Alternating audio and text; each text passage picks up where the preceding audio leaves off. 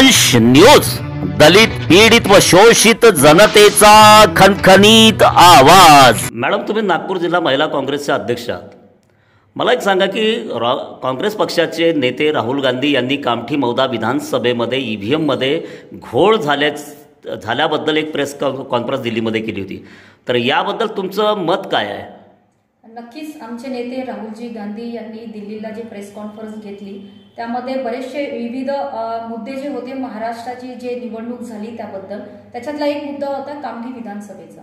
कामठी विधानसभेमध्ये 35,000 वोट या लोकसभेच्या निवडणुकी या 4 महिन्यामध्ये वाढलेले होते आणि ते 35,000चे पूर्ण वोट भाजपला गेले। हे कसं शक्य आहे हा प्रश्न राहुल गांधींनी विचारला होता। पर मला एक सांगा की बावनकुळेंनी थेट त्यांना चॅलेंज केलेलं आहे की राहुल गांधीजी, तुम्ही लोकसभेचा राजीनामा द्या खासदारकीचा आणि त्यानंतर तुम्ही कामठीतून लढा, मी तुमचा पराभव करतो। तुम्ही कसं बघता? बावनकुळे साहेबांनी राहुल गांधीजीपर्यंत जाण्याची गरज नाही आहे। त्यांनी राहुल गांधींचा राजीनामा मागण्यापेक्षा त्यांनी स्वतःचा राजीनामा पहिले द्यायला पाहिजे आणि त्याच्यानंतर बॅलेट पेपरवर निवडणूक लढतो हे घोषित करायला पाहिजे।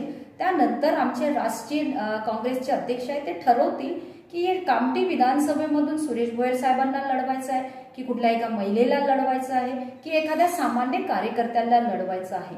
राहुल गांधीजीपर्यंत जाण्याची त्यांना गरज नाही। त्यांनी बॅलेट पेपरच्या निवडणुकीवर बोललं पाहिजे आणि 35,000 वोट जर 4 महिन्यामध्ये वाढलेले आहे आणि तुम्ही सांगा 35 ते 35,000 वोट फक्त वाढले, 35,000 आणि 35 ते 35,000 वोट बीजेपीला कसे भेटू शकतात? काय 100 वोट पण काँग्रेसला भेटू शकत नाही? तर हे याच्यामध्ये ईव्हीएमचा घोटाळा आहे। महाराष्ट्राच्या निवडणुकीमध्ये 70 लाख वोट 6 वाजताच्या नंतर जे आलेले आहे याचा हिशोब ना निवडणूक आयोगाकडे आहे ना भाजपच्या नेत्याकडे आहे। तर काही वायफाय बोलायचं म्हणजे बोलून राहिले बावनकुळे साहेब, असं मला वाटतं। बावनकुळे साहेबांचं असं म्हणणं आहे की त्यांची लोकप्रियता अफाट आहे, 1.5 लाख परिवारांसोबत त्यांचे वैयक्तिक संबंध आहे, त्यामुळे ते 1 लाखाच्या वर लीडने यानंतर ते निवडून येतील।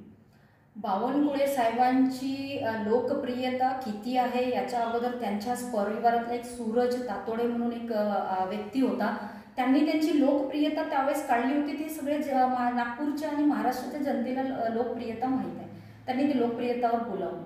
2019च्या निवडणुकीमध्ये त्यांच्याच पक्षांनी ऊर्जा मंत्री असताना सुद्धा, नागपूर जिल्ह्याचे पालकमंत्री असताना सुद्धा त्यांना तिकीट नाही दिली। का नाही दिली? हे त्यांची पॉप्युलॅरिटी किती होती म्हणूनच कापली हे लोकांना माहीत आहे।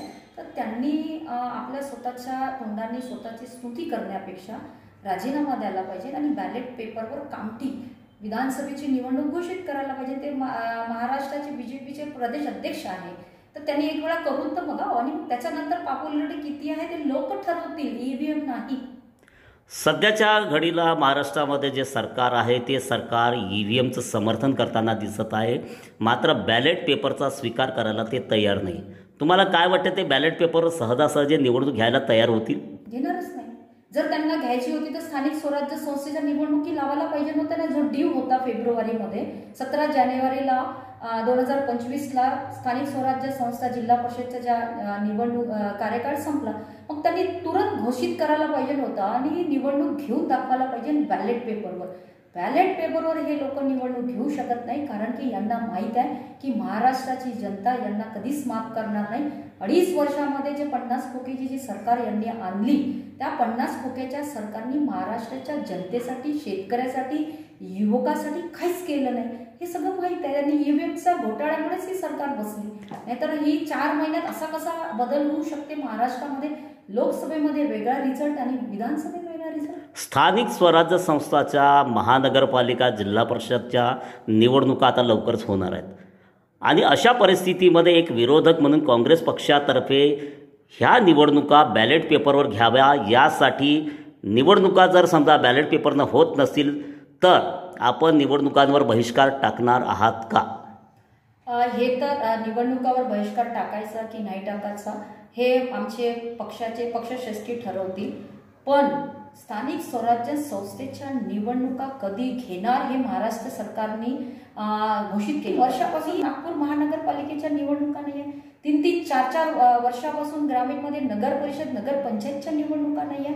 म्हणजे स्थानिक पातळीवरच्या ज्या अधिकार आहे स्थानिक स्वराज्य संस्थेचं त्याचं हनन करणं सुरू आहे भाजपच्या नेत्यांकडनं आणि सरकारकडनं. त्यांनी स्थानिक स्वराज्य संस्थेच्या निवडणुकी बॅलेट पेपरवर घ्यावा आणि त्याच्यानंतर कळाव पण डिक्लेअर करायला पाहिजे ना. आतापर्यंत तुम्ही कोर्टाचं नाव सांगता. आता एक 18 तारीख होती, मग 28 दिली, आता 26 फेब्रुवारी दिली. का तुम्ही कोर्टामध्ये राज्य शासन आपली भूमिका का मांडत नाही आहे आरक्षणाच्या बद्दल? का तारीख पे तारीख देत आहे? यांना कुठेतरी घाबरगुंडी सुटलेली आहे आणि म्हणूनच तारीख पे तारीख. निवडणूक घेण्यासाठी टाळाटाळ करण्यास जबाबदार हे भारतीय जनता पक्षाचे राजकीय नेते आहेत असं तुम्हाला वाटते का? हो नक्कीच. का नाही? मग कोर्टामध्ये त्यांनी आरक्षणाबद्दल आपला भूमिका ठेवायला पाहिजे ना.